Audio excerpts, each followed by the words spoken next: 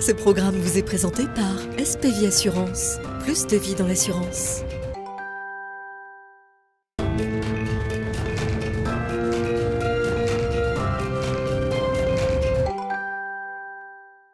Et nous accueillons notre première invitée dans Smart Assure. Nous accueillons Anne Marion. Bonjour Anne. Bonjour. Ravi de vous accueillir. Vous êtes à la tête d'Actuariel. Vous en êtes la présidente. Actuariel, on entend actuariat. Qu'est-ce que c'est exactement que votre métier en un mot? C'est très simple. C'est mesurer ce que coûte le quoi qu'il en coûte.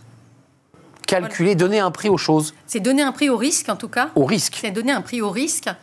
Le mesurer objectivement avec des données, bien sûr, quand on a des données de qualité. Donc il y a un risque, il faut bien qu'on en mesure les augures. Puis quand il y a un risque, il faut essayer de tenter de le projeter. De le projeter. Avec évidemment une règle d'or, c'est que les prévisions, c'est compliqué, surtout quand ça concerne l'avenir. Oui, c'est vrai. Voilà. C'est une phrase de Pierre Dac, ça. Oui, tout à fait. Quelle définition concrètement par rapport à ce sujet qui nous inquiète et qui nous intéresse? 96% des Français sont couverts.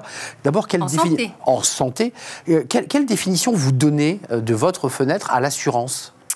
L'assurance, ça permet de limiter le risque de ruine de l'assuré. L'assurance, si on voulait en donner une définition vraiment complète, la définition que moi j'en donnerais, c'est en contrepartie d'une cotisation acceptable, l'assuré se prémunit d'une perte financière potentielle inacceptable. Donc si on doit raisonner extrêmement rationnellement sur ce que c'est l'assurance, il faut vraiment répondre à toutes les mots de cette définition. Il y a tous les clichés qui sont véhiculés par l'assurance Bien aussi, sûr. et qui finalement pèsent un peu lourd sur les épaules des assureurs. Assureur-voleur, vous voulez dire? Oui, c'est ça. Assureur-voleur. Alors pourquoi on dit assureur-voleur?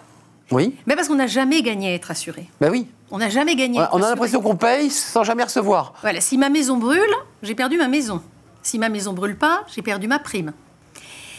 C'est terrible comme métier, puisque ça ne fait que limiter la casse. Il y a pas, d'ailleurs, c'est une activité qui n'est pas soumise à la TVA, parce qu'il n'y a pas de valeur ajoutée. Il y a une vraie valeur, puisque ça évite la ruine de l'assuré, mais il n'y a pas de valeur ajoutée. Alors, si on va même plus loin dans la précision, c'est encore pire, parce qu'on est content d'être assuré et que ça ne serve à rien. Moi, je suis très bien assurée en invalidité. Je suis très heureuse d'être valide. Vous êtes assuré en cas de décès, j'imagine ? Vous êtes content d'être en vie. Donc c'est une activité vraiment très particulière où on est content d'être assuré et que ça ne serve à rien. Oui, c'est effectivement, intellectuellement, c'est compliqué. Bah oui. Quels sont les risques, très concrètement, Anne Marion, portant atteinte à l'intégrité physique de la personne? Alors les risques portant atteinte à l'intégrité physique de la personne, on les devine, c'est l'accident, la maladie, la mort. Et les assureurs n'empêchent pas les accidents, les assureurs ne ressuscitent pas les morts, et les assureurs ne soignent pas les malades. Donc ils travaillent sur 3 sujets sur lesquels ils sont impuissants. Donc c'est une difficulté supplémentaire dans la compréhension de ce métier qui n'est pas forcément bien vu par le grand public. Mais qu'est-ce que ça fait un assureur? Ça limite les conséquences financières d'une maladie, d'un accident ou d'un décès. Et dans l'ordre de hiérarchie, les garanties essentiel, c'est pas les lunettes, c'est pas les médecines douces dont tout le monde parle à la machine à café. L'important, c'est d'être assuré en invalidité, de finir de payer son loyer en fin de mois. L'important, c'est d'avoir une rente éducation si on a des enfants en bas âge. L'important pour les retraités, c'est d'avoir une couverture sur la perte d'autonomie. Et on a une difficulté encore supplémentaire sur l'assurance, c'est que le besoin d'assurance perçue n'est pas le besoin d'assurance réelle. À la machine à café, tout le monde a le meilleur ostéopathe de la Terre. C'est vrai. À la machine à café, tout le monde prend de l'aspirine de temps en temps. À la machine à café, tout le monde a des lunettes. Vous avez des lunettes, j'ai des lunettes. À la machine à café, l'orphelin n'est pas là. L'invalide n'est pas là. Le dépendant n'est pas là. L'hospitalisé n'est pas là. Donc, c'est encore une difficulté de plus pour comprendre, et on le voit dans la réglementation, puisqu'on a généralisé la complémentaire santé, qui était déjà généralisée. Là, on va généraliser la santé pour les fonctionnaires avec de l'ostéopathie. Mais l'assurance dépendance, c'est toujours pas traité. La généralisation de l'invalidité, c'est pas traité. Anne, vous dites finalement que au-delà des sujets un peu médiatiques de la machine à café, les vrais sujets ne sont pas suffisamment traités et approfondis. Absolument. Notamment les 2 sujets dont vous parliez, la dépendance et l'invalidité. Et la rente éducation. Un enfant orphelin a beaucoup moins de chances de faire des études qu'un enfant qui a ses 2 parents. La rente éducation permet à l'enfant de continuer à faire ses études. Les garanties phares de la protection sociale, ça doit être l'hospitalisation pour être bien soigné à l'hôpital. Ça doit être l'invalidité et la dépendance avant toute autre chose. Et paradoxalement, c'est pas ça qui est traité en priorité. Absolument.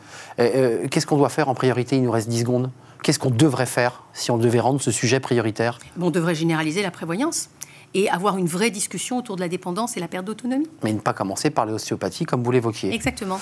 Merci Anne-Marion, tout était très clair, c'est passionnant. Merci, vous êtes la présidente d'Actuariel et vous faites donc de l'actuariat, qui est un métier de l'ombre, mais passionnant. Merci d'être venu sur notre plateau pour Smart Assure et on va découvrir dans quelques instants notre nouvelle invitée, justement, sur ce sujet et ce débat de la couverture. Et j'accueille Cédric Pironneau. Bonjour Cédric. Bonjour. Vous êtes le cofondateur de SPV Assurance. Merci de me retrouver pour ce numéro de Smart Assure. Aujourd'hui, vous avez choisi de non pas poser une question, mais vous interroger tous couverts. Est-ce que c'est une réalité? Et là, vous avez, sur cette thématique, 3 messages à nous faire passer. Les Français sont bien couverts. D'abord, les Français sont bien couverts parce qu'on a la sécurité sociale qui est quand même un organisme majeur et qui prend en charge ce qu'on appelle le gros risque, l'hospitalisation. On a ensuite une couverture santé qui a été déployée principalement par ce qu'on appelle l'accord national interprofessionnel 2015-2016, oui. Généralisation de la couverture. Mais il y a encore des trous dans la raquette. Donc à la fois, on a une très bonne couverture, 96% des Français sont bien couverts, mais il y a des trous dans la raquette. Trous dans la raquette, allez-y. Les retraités, très clairement. Pouvoir d'achat qui baisse, l'entreprise ne finance plus, un accès aux soins qui est plus compliqué, un prix qui est plus cher. Là, on a un vrai sujet. On a également un sujet quand on change de statut. Je suis salarié, je suis couvert par mon entreprise. Je deviens travailleur non salarié indépendant. Je le perds. Je le perds. Et donc, en fait, il n'y a pas cette notion de portabilité de la couverture. Je ne peux pas avoir ma couverture salariée et la garder dans un état différent. Donc là, on a des sujets à traiter. Le 4% restant, ça, c'est incompressible selon vous? Oui, c'est un quasi incompressible. Pour passer de 96 à 100. C'est un peu le chômage à l'américaine. Voilà, c'est les gens qui sont entre deux statuts, qui bougent, qui changent, qui perdent une couverture, qui vont retrouver une autre. 4%, c'est quasiment zéro. 4%, ça concerne, il faut quand même le préciser, les demandeurs d'emploi. C'est ça, hein, qui sont dans une situation d'entre-deux. C'est tous les Français. Tous les Français. Sur tous les Français. Ceux qui sont ciblés en particulier et ceux qui sont dans l'entre-deux, on est bien d'accord, ce sont bien les demandeurs d'emploi. Alors les demandeurs d'emploi, mais également les gens qui changent de statut. Vous devenez indépendant, vous mettez à votre compte. On est quand même dans un marché où l'emploi a quand même énormément évolué. On n'est plus dans une situation de mono-entreprise, mono-carrière. On change de statut, on est salarié, on devient auto-entrepreneur, on passe travailleur non salarié, voilà, on change. Est-ce qu'on peut dire qu'on est finalement dans au-delà de la qualité du service et de la couverture à 96%, est-ce qu'on est dans une assurance, une couverture à 3 vitesses? Est-ce qu'on peut le dire comme ça? Je ne sais pas s'il y a 3 vitesses. Ce qui est certain, c'est qu'il y a des écarts. Il y a des écarts très forts, notamment les branches, par exemple. Quand on prend une branche professionnelle, les salariés des hôtels, cafés, restaurants sont moins bien couverts que les ingénieurs ou que les bureaux d'études. C'est une réalité. Parce que les accords de branche ne mettent pas les minima au même degré, au même seuil. Et puis après, évidemment, il y a tout ce qu'on peut rajouter en termes de souscription indépendante, de souscription individuelle. Moi, je peux rajouter une couverture à celle de mon entreprise. Donc, c'est encore un peu à la carte. Il y a encore des écarts importants, même si on a quand même un socle qui, quand on se compare à d'autres pays, est extrêmement fort. Dans le 4%, vous dites, bon, on n'y arrivera pas, on est à 96, ça va être compliqué. J'ai vu, en préparant l'émission, qu'il y avait pas mal de Français qui disaient qu'ils n'avaient pas eu le temps de faire les démarches. Je trouve ça assez incroyable. C'est-à-dire, globalement, oui, j'ai pas eu le temps. Oui, alors après, on connaît des gens qui sont un peu réticents à l'administratif. Oui, il y a un minimum. Cela dit, en France, il est quand même pas très compliqué. Une carte vitale, c'est quand même relativement simple à obtenir. Et quand on a une carte vitale, prendre une complémentaire santé, ça se fait en ligne aujourd'hui sur Internet de façon relativement facile. Et je reviens à un dernier point, il nous reste quelques secondes. Les retraités, quand même, ça c'est un gros sujet parce que le retraité a été accompagné dans sa carrière professionnelle par une couverture classique Sécu, puis la mutuelle. Et puis c'est quand même un gros trou d'air pour le retraité. Parce qu'il doit la financer, sa mutuelle. C'est un gros trou d'air. Et en plus, on sait que le risque du point de vue de l'assureur devient très différent. Il n'y a plus la mutualisation interactive entre les jeunes actifs et les plus âgés. Le risque mécaniquement augmente. On le sait bien, on est en moins bonne santé à 70 ans qu'à 50 ou à 40. Et donc, on a une problématique de cotisation et d'équilibre technique entre cotisation et prestations santé. Merci Cédric Pironneau, cofondateur de SPVie, d'être venu nous éclairer justement sur ce sujet. Puis on va en continuer évidemment tout au long de cette émission avec des invités qui vont nous éclairer sur tous ces sujets dans Smart Assure. Et notre nouvel invité pour parler justement de cette question de la couverture santé, j'accueille Christophe Scherer. Bonjour Christophe. Bonjour. Merci de participer à notre émission Smart Assure. Vous êtes le directeur général délégué de Malakoff Humanis. Vous aussi, 3 messages, avec un premier sur un besoin de protection renforcé. Expliquez-nous. Bon, je pense qu'il n'y a pas besoin de faire une grande démonstration pour dire que depuis quelques années, les Français traversent une succession de crises de nature très anxiogènes et qui ont, pour beaucoup, modifié le rapport du citoyen à la santé. Et on voit dans les baromètres que nous faisons, nous, tous les ans, à la fois sur les sujets d'absentéisme, sur les sujets de santé au travail, des inflexions assez majeures. Avec, pour donner quelques exemples, le sentiment maintenant bien ancré chez les Français que le système de santé ne fonctionne plus. Bon, c'est pas un scoop, mais en tout cas, le citoyen lambda le dit et l'exprime de façon très forte. Ça se mesure aussi par le renoncement aux soins. On a quand même une proportion qui est pas loin de 60% de Français qui sont amenés au moins une fois dans l'année à renoncer aux soins. Donc voilà, tout un tas de phénomènes qui à la fois marquent, je dirais, un système de santé qui est de plus en plus compliqué dans son mode de fonctionnement et qui, paradoxalement ou par voie de conséquence, on peut le voir de les deux façons, a remis au goût du jour l'intérêt des Français pour la protection santé, pour une protection santé de qualité. Avec finalement deux inflexions majeures. La première, c'est le sujet de l'accès aux soins. Alors, on parle beaucoup des déserts médicaux et en tout cas l'accès aux soins est pour, là aussi, près de 60% des Français devenu le sujet majeur. Avant même la qualité du remboursement des soins, le sujet est d'abord, avant de se faire rembourser un soin, d'être capable de trouver le professionnel de santé qui va pouvoir le proposer. Et puis quelque chose de nouveau et qui est évidemment à associer à ce qu'on a connu depuis la période Covid, le besoin de pouvoir se faire accompagner dans des moments de fragilité ou de vulnérabilité. Et quand on dit fragilité ou vulnérabilité, c'est évidemment des problèmes de santé, je dirais tels qu'on les imagine en premier regard, mais aussi tous les sujets autour de la santé mentale, tous les sujets autour de situations d'aidants.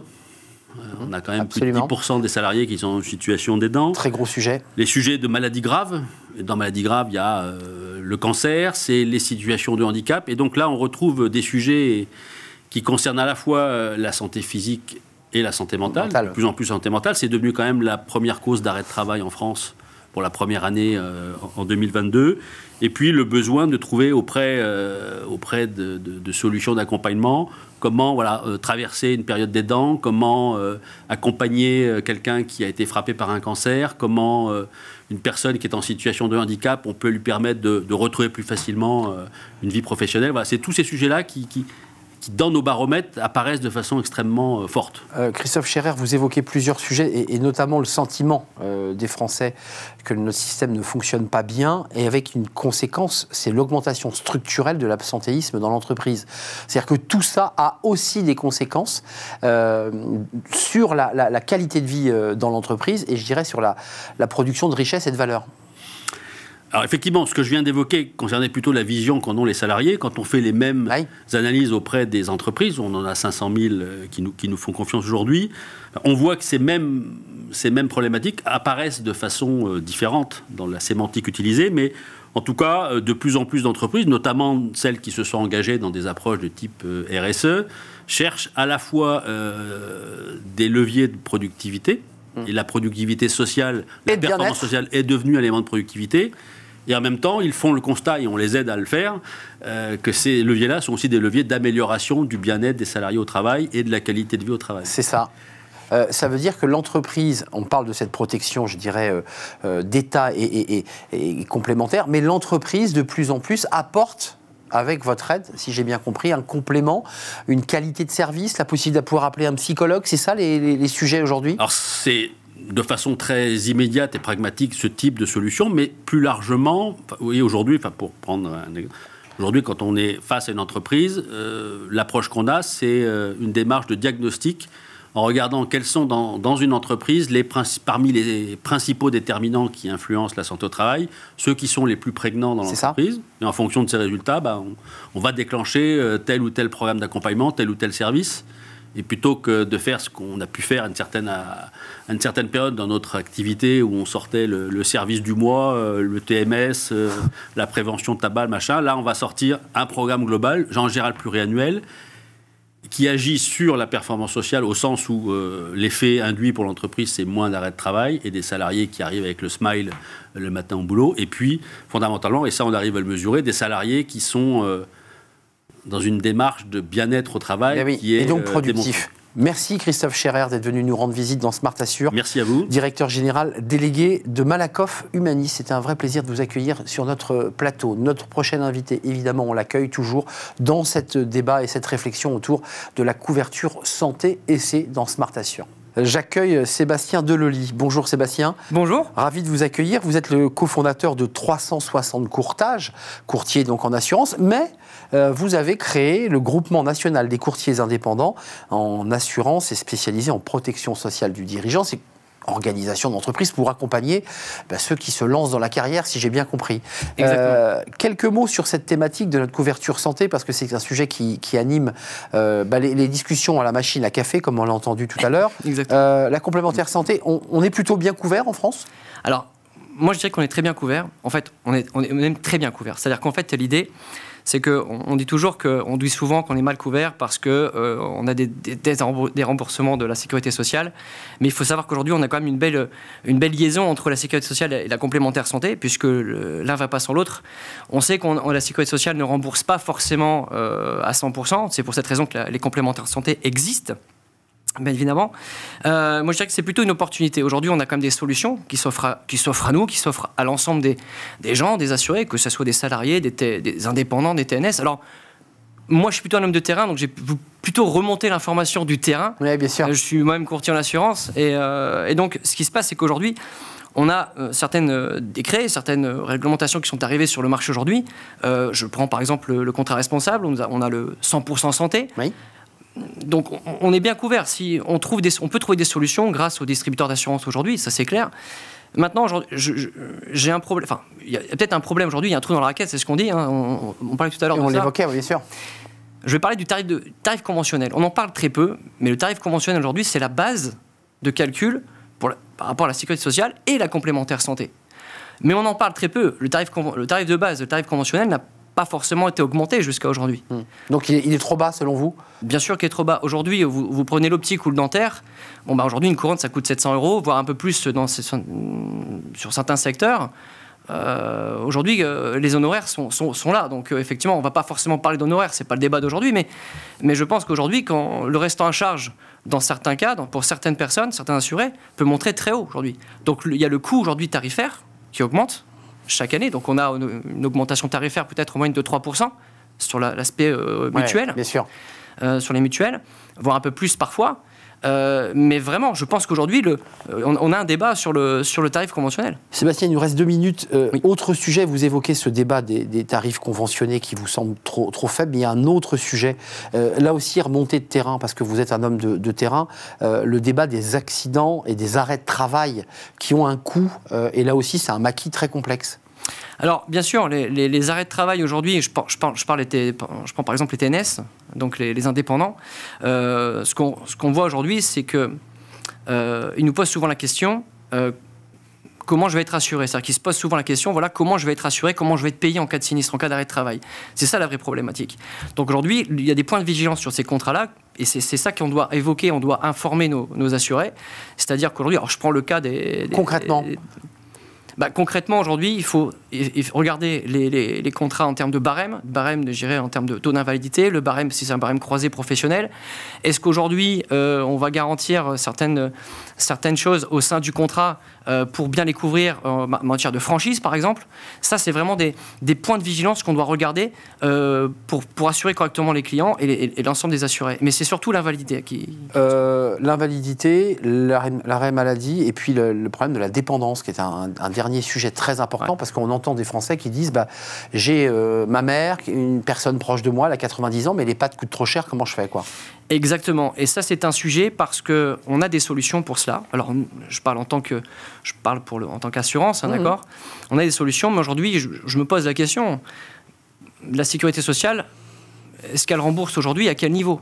Demain, j'ai une perte d'autonomie, je ne peux plus faire un des gestes de la vie courante, se laver, se déplacer, se nourrir, manger, bref, un des gestes de la vie courante. Comment je fais aujourd'hui? Et c'est ça la problématique. Donc, on a des solutions aujourd'hui, c'est ce qu'il faut dire, mais le Français aujourd'hui n'est pas forcément informé à ce sujet. Parce qu'on a des solutions pour couvrir ce genre de choses. Sébastien Delolis, avant de nous quitter, oui. Le message que vous faites passer en conclusion, c'est quoi? Il faut bien informer. L'idée, c'est quand même de transmettre et faire de la pédagogie. Alors, je dirais, il faut absolument bien informer. On n'est pas assez informé.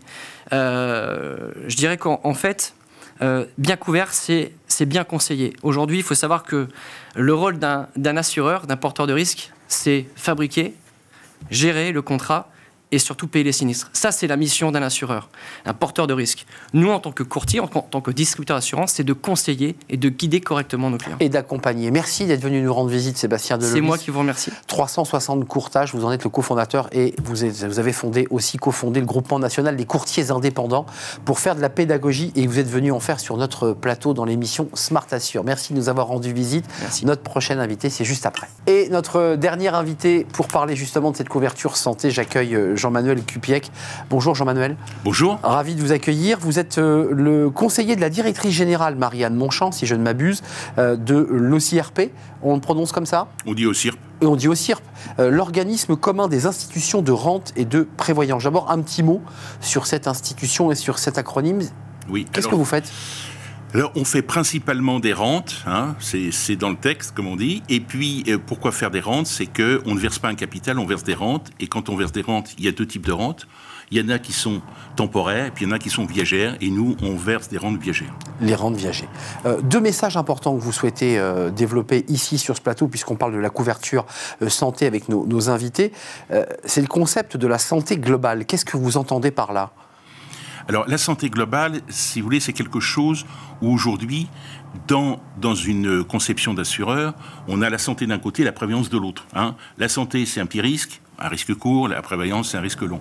Santé globale, ça veut dire que ça va rapprocher ces deux éléments en disant, il va falloir que demain, une personne, un individu, un salarié, un retraité, et on puisse le prendre complètement, je dirais, dans une couverture santé, en prenant en compte aussi bien la santé, qui est un risque de consommation. Hein. C'est les médicaments, c'est les consultations, c'est le médecin, c'est les analyses médicales. Et puis la prévoyance, qui est le risque long, qui est un risque de vie, lié à la vie, l'incapacité, l'invalidité, le décès. Donc on voit bien qu'on est dans un continuum, d'une certaine façon, de la santé jusqu'à la fin de vie, et que la santé globale, c'est quelque chose qu'il faut prendre en compte. C'est quelque chose de majeur pour les salariés. Les couvertures se font depuis maintenant un certain temps à travers, je dirais, l'obligation des employeurs de cotiser à 50%, oui. Le salarié aussi, dans une couverture santé, ce qu'on appelle la couverture, le panier de soins. Et puis derrière, on a la prévoyance qui n'est pas forcément encore aujourd'hui complètement obligatoire.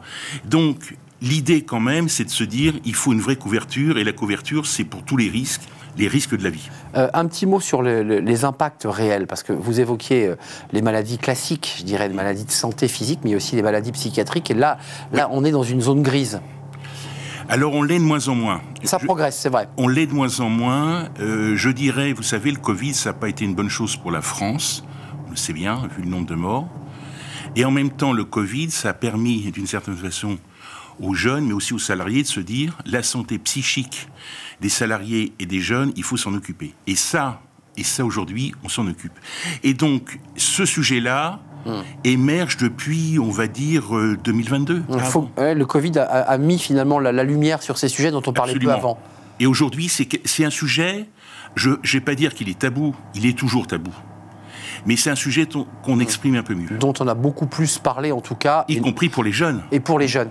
Et y compris pour les salariés. Oui, absolument. Des jeunes isolés, on se souvient des étudiants seuls. Les jeunes isolés, les salariés qui vont pas bien, qui ont dit, chouette, le Covid, on va faire du télétravail, qui disent, mais le télétravail, on n'en peut plus. Parce qu'on veut revoir nos amis, nos salariés. Et les jeunes, c'est vrai. Et les jeunes aussi. Bien sûr. Et de se dire, mais on n'est pas fait pour être des individus de façon tout seul. On est fait pour travailler, pour être en groupe.